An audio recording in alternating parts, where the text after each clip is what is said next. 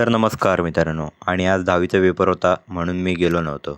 तर मला थोडंसं काम लागलं की साबण पियुषकडे देऊन यायचा होता. तर पियुषच्या इथे द्यायला गेलो तेवढ्यात अनुपदा भेटला. अनुपदा बोलला की थोडं काम आहे, चल जरा खाली जाऊन येऊ. तर तेवढ्यात आम्ही मध्येच गेलो आणि आमच्या गाडीचं पेट्रोल संपलं.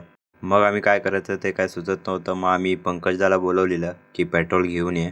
मग आम्ही पेट्रोल आणलं आणि त्यानंतर हे दोघं इथे उभे होते आणि माझं ठरत नव्हतं की कोणाच्या गाडीवर बसू. तर मग अनुपदासोबत बसलो आणि निघालो. तर अनुपदाला मध्येच दुकानात काहीतरी घ्यायचं होतं.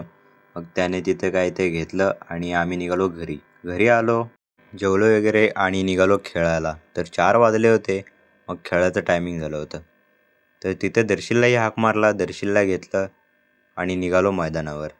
तर खेळायला सर्व पोरं जमत होती. मग आम्ही थोडा वेळ बसलो होतो.